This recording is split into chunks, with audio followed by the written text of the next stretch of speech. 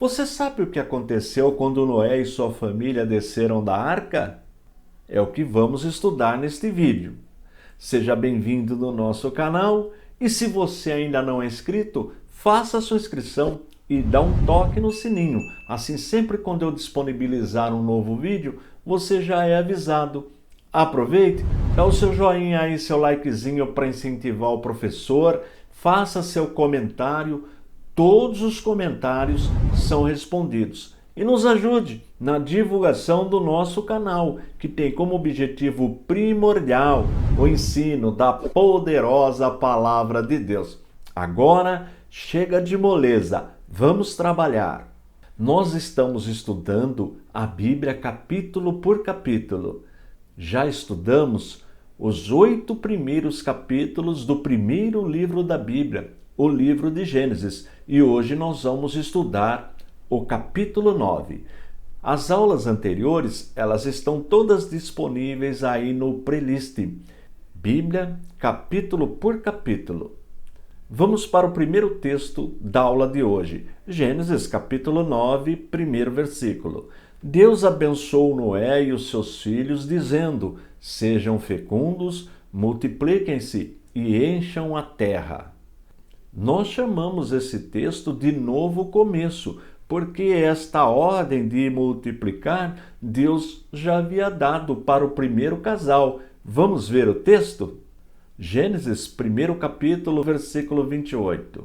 E Deus os abençoou e lhes disse: sejam fecundos, multipliquem-se, encham a terra e sujeitem-na.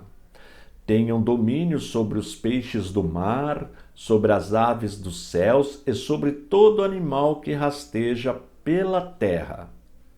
Observou? Por isso que nós chamamos Gênesis capítulo 9, versículo 1 sobre novo começo ou recomeço, porque toda a humanidade, todos os que viveram antes do dilúvio, morreram afogados com as águas do dilúvio. Só a família de Noé se salvou. E por que Deus salvou esta família? Observe Gênesis capítulo 6, versículo 9, que nós já estudamos. São estas as gerações de Noé. Era um homem justo e íntegro entre os seus contemporâneos. Noé andava com Deus. Olha por que Deus escolheu Noé. Agora, vamos continuar o que Deus havia dito lá para o primeiro casal, no capítulo 9, versículos 3 e 4. Continuação do recomeço. Tudo que se move e vive servirá de alimento para vocês. Assim como lhes dei a erva verde, agora lhes dou todas as coisas. Carne, porém, com sua vida, isto é, com seu sangue, vocês não devem comer.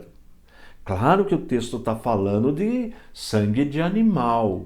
Isto é importante. E veja que isto foi dito no primeiro concílio da igreja, chamado Concílio de Jerusalém. Os apóstolos, os discípulos estavam reunidos para decidirem o que seria cobrado dos gentios, de nós, da igreja. Vamos ver o texto?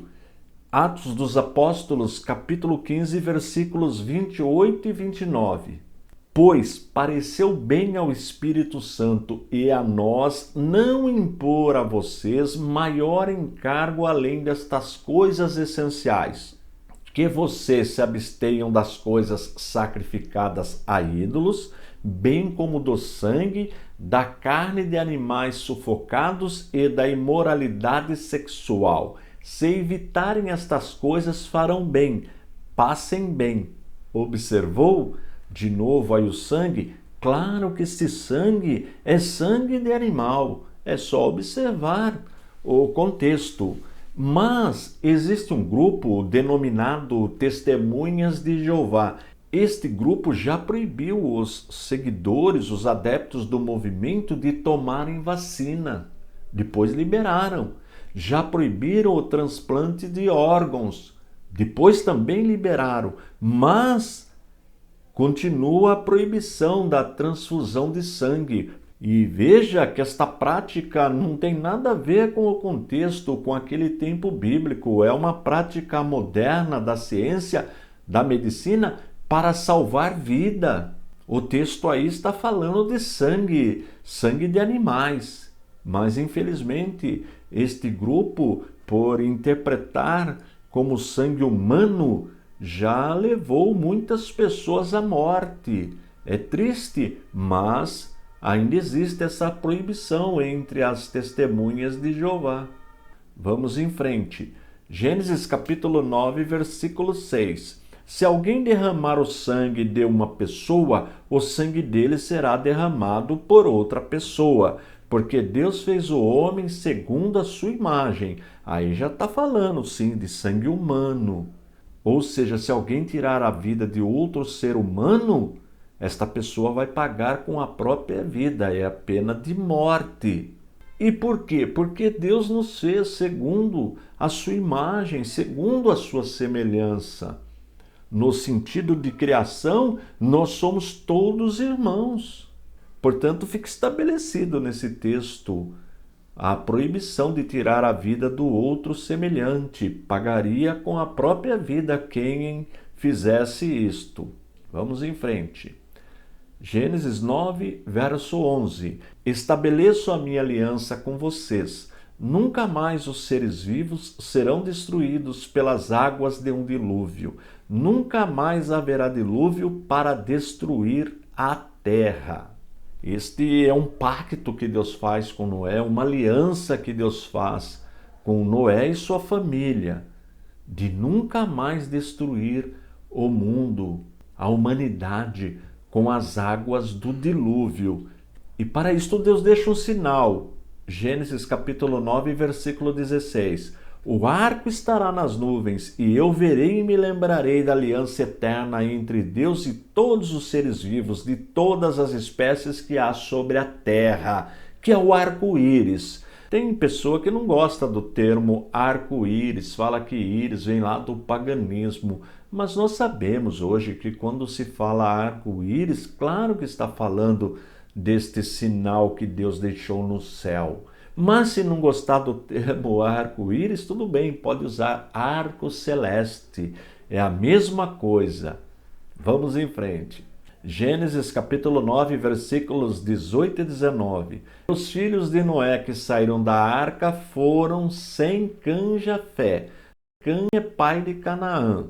Estes três são os filhos de Noé, e a partir deles se povoou toda a terra. Eu fiz um vídeo, tá aí no ICP Responde, sobre o dilúvio, se o dilúvio foi parcial ou global, encheu toda a terra. Eu disse que tem teólogos que defendem um dilúvio global, outros defendem um dilúvio parcial. Mas, independente da posição, o importante é aceitar que todos morreram afogados nas águas do dilúvio, exceto Noé e sua família. O texto é claro. E a partir deles se povoou toda a terra. Por isso que eu já comecei a aula falando de novo começo ou recomeço. Ok? Vamos em frente. Gênesis capítulo 9, versículos 20 e 21. Sendo Noé agricultor, passou a plantar uma vinha. Bebendo do vinho, embriagou-se e ficou nu dentro da tenda. Um detalhe importante da Bíblia, nosso livro sagrado, é que ela mostra as virtudes dos homens tementes a Deus, que andam com Deus, mas também registra as suas falhas. Nesse caso, Noé falhou, se embriagou, ficou nu. Eu fiz um vídeo sobre se o cristão pode beber vinho ou não. É importante deixar claro que não existe nenhum versículo na Bíblia de forma explícita dizendo que é proibido beber vinho. Até porque o vinho, o pão são alimentos do mundo bíblico. O que a Bíblia proíbe é embriaguez. Mais detalhes sobre este assunto é só assistir o vídeo aí no playlist ICP Responde sobre se o cristão pode beber vinho. Vale a pena dar uma olhadinha. Vamos em frente. Gênesis capítulo 9, dos versículos 24 ao 27. Quando Noé despertou do seu vinho, soube o que o filho mais moço havia feito. Então disse: Maldito seja Canaã, seja servo dos servos para os seus irmãos. E continuou: Bendito seja o Senhor, Deus de Sem, e Canaã lhe seja servo. Que Deus engrandeça Jafé e que ele habite nas tendas de Sem, e Canaã lhe seja servo. Bem, sobre o destino dos 3 filhos de Noé, nós vamos ver no próximo vídeo, no capítulo 10, também chamado Tabela das Nações. Mas quero adiantar que, em função destas palavras de Noé, chamadas de palavras proféticas, muitos, até cristãos, entre aspas, já utilizaram esse texto para promover o racismo. Coisa terrível. Olha, e isto não só pelos cristãos católicos, mas também pelos cristãos protestantes. Isto é muito triste. É uma mancha deixada pela nossa religião. Claro que nunca podemos generalizar, mas, como eu disse, esse texto já foi utilizado para oprimir, escravizar pessoas, humilhar. Mais na frente nós vamos estudar mais este assunto. Bem, como eu disse, na próxima aula nós vamos estudar o capítulo 10, também chamado Tabela das Nações, onde os descendentes dos filhos de Noé povoaram. É muito interessante o estudo do capítulo 10. Não vai perder a próxima aula. E continue me ajudando. Copie o link que eu vou deixar aí na descrição e envie pelo teu WhatsApp para o máximo de pessoas que você puder. Desta forma, você também fará parte do nosso ministério, que tem como missão primordial o ensino da poderosa Palavra de Deus. Estou indo embora, forte abraço e fique na paz de nosso Senhor e Salvador Jesus Cristo.